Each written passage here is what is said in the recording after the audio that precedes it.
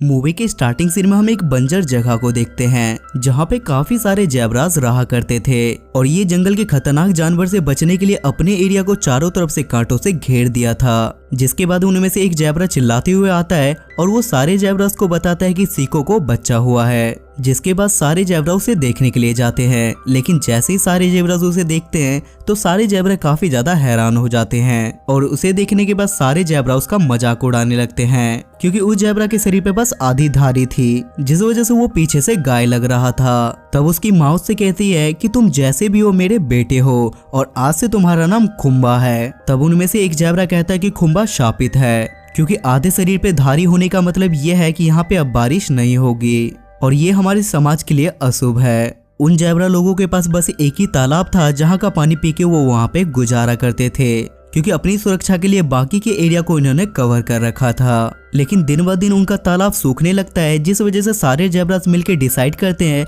कि अब वो लोग लिमिटेड पानी पिएंगे ताकि वो एक समय का पानी पी के एक समय का पानी बचा सके। उसके बाद हम खुम्बा को देखते हैं जो अपना टाइम पास कर रहा था, लेकिन तभी उसके पास एक टिड्ढा आता है जो मैप बना के उसे कुछ समझाने की कोशिश कर रहा था, लेकिन खुम्बा को कुछ भी समझ नहीं आता। जिसके बाद खुम्बा को कांटे के उस पार से कुछ आवाजें सुनाई देती है और जब खुम्बा उन लोगों के पास पहुंचता है तो वो लोग खुम्बा से पानी पिलाने की रिक्वेस्ट करते हैं। बढ़ती हुई गर्मी को देखने के बाद खुम्बा भी उन्हें अंदर बुला लेता है और वो उन्हें तालाब के पास ले जाने लगता है। लेकिन तभी वहाँ पे बाकी ज़ेब्रा को ये सारी बातें पता चल जाती है और वो लोग वहाँ पे आके उन जानवरों को वहाँ से भगा देते हैं। उन जानवरों के बाहर निकलने के बाद ही हम एक तेंदुए को देखते हैं जिसका नाम फैंगो है। जिसके बाद वो भागते हुए इन पे अटैक कर देता है, लेकिन तभी फैंगो की नजर खुम्बा पे पड़ती है। जिसके बाद वो खुम्बा के पास आने लगता है, लेकिन खुम्बा के डैड वहाँ का गेट बंद कर देते हैं। जिसके बाद सारे ज़ेब्रा मिलके खुम्बा की क्लास लगाने लगते हैं, क्योंकि आज उसकी गलती की वजह से फैंगो अंदर आने ही वाला था। जिसके बाद खुम्बा काफी ज्यादा सैड हो जाता है, लेकिन तभी उसकी मॉम उसके पास आती है और उसकी हालत देखने के बाद वो उसे कहानी सुनाती है और वो उसे बताती है कि आज से कई सौ साल पहले ज़ेब्रा हुआ करते थे जिनकी बॉडी पे एक भी धारी नहीं होती थी। लेकिन एक दिन घूमते घूमते ज़ेब्रा एक मैजिकल लेक में पहुंच गए और उनमें नहाने के बाद उनकी बॉडी पे धारी आ गई। ये देखने के बाद वहाँ पे बाकी बचे ज़ेब्रा भी उस पानी के अंदर कूद जाते हैं और उनकी बॉडी पे भी धारी आ जाती है। खुम्बा की मॉम उसे कहानी सुना ही रही थी, लेकिन तभी खुम्बा वहाँ से निकल के वो टिड्ढे वाले मैप को देखने के लिए निकल जाता है, जिसे देखने के बाद खुम्बा को ये लग रहा था कि ये मैप उसी मैजिकल लेक वाला मैप होगा जिसके बारे में उसकी मम्मी उसे कहानियां सुना रही थी। उसके बाद जब खुम्बा अपनी मॉम के पास वापस जाता है तो उसे पता चलता है कि तबीयत ज्यादा खराब होने की वजह से उसकी मॉम की डेथ हो गई है, जिसे देख के उसे काफी ज्यादा दुख होता है और वो वहाँ से चला जाता है। थोड़ी देर बाद खुम्बा को स्कल्क नाम की एक लोमड़ी मिलती है जो खुम्बा से वादा करती है कि वो उसे मैजिकल लेक तक ले जाएगी और ये कह के वो खुम्बा को अपने ट्रैप में फंसा लेती है। कुछ दूर चलने के बाद इनकी मुलाकात वेल मामा भी और एक शुतुरमुर्ग से होती है।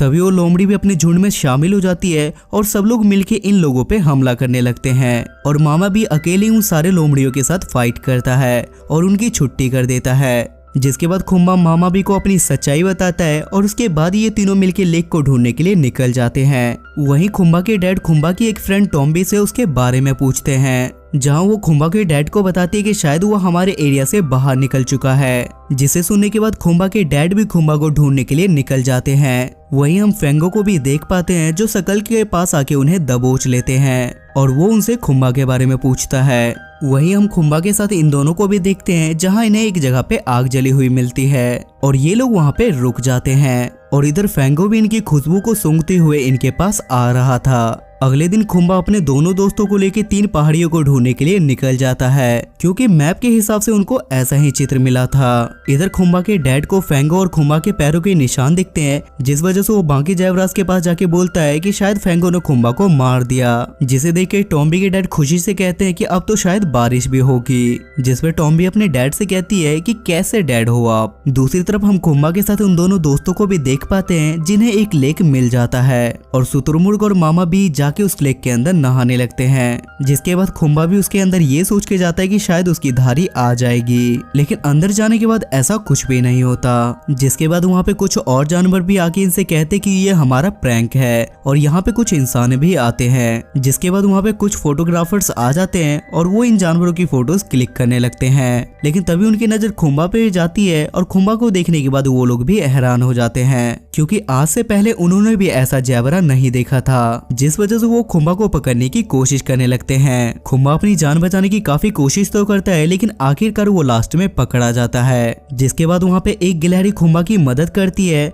और वो ड्राइवर के सामने कांच में चिपक जाती है, जिस वजह से ड्राइवर का बैलेंस बिगड़ जाता है और उसकी गाड़ी पलट जाती है और खुम्बा वहाँ से भाग जाता है। जिसके बाद वही गिलहरी खुम्बा से कहती है कि तुम्हें उस मैजिकल लेक के बारे में ब्लैक ईगल ही बता सकता है। जिसे सुनने के बाद खुम्बा उस ब्लैक ईगल को ढूंढने के लिए निकल जाता है। वहीं दूसरी तरफ हम उन ज़ेबरा के ग्रुप को देख पाते हैं, जो लोग आपस में डिसाइड करते हैं कि अब वो लोग इस चार दीवारी के बीच में घुट के नहीं रहेंगे, क्योंकि लगातार बारिश ना होने की वजह से उनका तालाब पूरी तरीके से सूख चुका था। इसलिए वो सारे लोग अपने साथ मीटिंग करके वहाँ से बाहर निकल जाते हैं। वहीं दूसरी तरफ हम फेंगो को भी देख पाते हैं, जो अभी तक खुम्बा की खुशबू से उसका पीछा कर रहा था। इधर खुम्बा भी काफी ढूंढने के बाद फाइनली उस ब्लैक ईगल की लोकेशन पे पहुंच जाता है, लेकिन वहां जाने से पहले ही उसे छोटे जानवर वहां पे रोक लेते हैं और वो उसे एडवाइस देते कि तुम लोग वहां पे मत जाओ। लेकिन तभी वहां पे ब्लैक ईगल उड़ते उड़ते वहां पे आता है और वो खुम्बा को दबोच लेता है। लेकिन इससे पहले वो खुम्बा के साथ कुछ करता, खुम्बा उसे अपनी सारी सच्चाई बता देता है, जिस वजह से वो ईगल खुम्बा को छोड़ देता है और उसे मैजिकल लेक के बारे में भी बता देता है। लेकिन यहाँ पे सबसे बड़ी प्रॉब्लम ये थी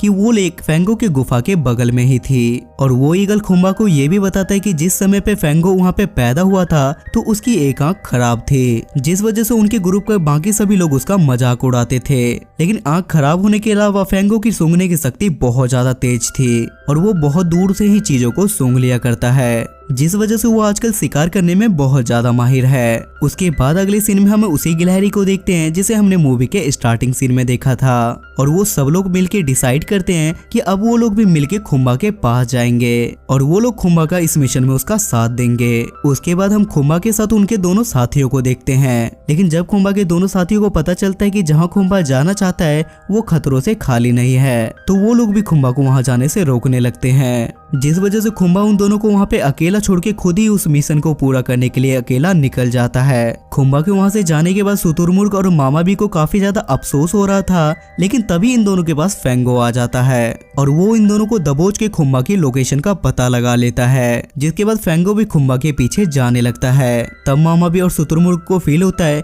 कि उन्हें भी खुम्बा के साथ उसके मिशन में जाना चाहिए, जिस वजह से वो भी खुम्बा के पीछे जाने लगते हैं। वहीं खुम्बा अकेले सुनसान सड़क पे चलते चलते काफी ज्यादा थक जाता है और रेगिस्तान के बीच गर्मी होने की वजह से वो वहीं पे बेहोश हो जाता है। तभी वहाँ बाकी जानवरों में से एक जानवर जिसे खुम्बा ने एक समय पे पानी पिलाया था, वो बकरी आके वहाँ पे खुम्बा की मदद करती है और वो खुम्बा को एक फल खिला के उसे मैजिकल लेक के पास जाके छोड़ देती है। वहीं हम जानवरों की पूरी फौज खुम्बा के पीछे आते हुए देखते हैं, जिसके बाद खुम्बा किसी तरीके से उस गुफा के अंदर चला जाता है, लेकिन वहाँ पे आग लगने की वजह से बाकी लोग वहाँ पे नहीं जा पाते।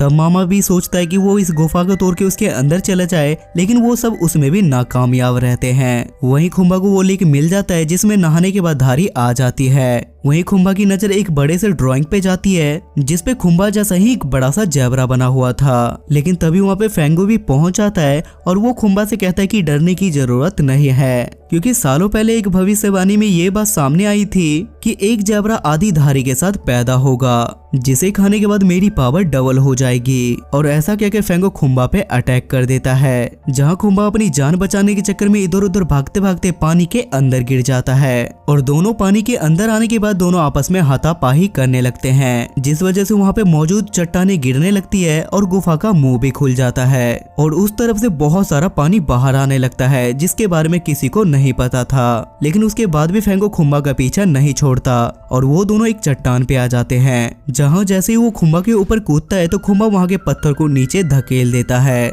जहाँ फेंगो पानी के नीचे गिर जाता है और उसके ऊपर पत्थर गिरने की वजह से उसकी वहीं पे मौत हो जाती है। जिसके बाद खुम्बा भी वहाँ से नीचे गिर जाता है और उसके ऊपर भी बहुत सारे पत्थर गिर जाते हैं। जिसके बाद खुम्बा के सारे दोस्त उसे वहाँ से बाहर निकालते हैं, लेकिन उसके बाद खुम्बा हिलडुल भी नहीं रहा था, जिसे देख के उन्हें लगता है कि शायद खुम्बा मर चुका है और ये देख के सब लोग काफी ज्यादा दुखी हो जाते हैं। पर तभी खुम्बा एक बार फिर से उठ के खड़ा हो जाता है, मतलब वो अभी तक जिंदा था। और उसके बाद वहाँ पे बहुत तेज बारिश होने लगती है। उसके बाद हम कुछ समय बाद का सीन देखते हैं जहाँ सभी लोग काफी ज्यादा खुश थे, क्योंकि फेंगो के मरने के बाद उन लोगों को किसी भी चीज का डर नहीं था और अब किसी को खुम्बा की आधी धारी से किसी को कोई प्रॉब्लम नहीं थी।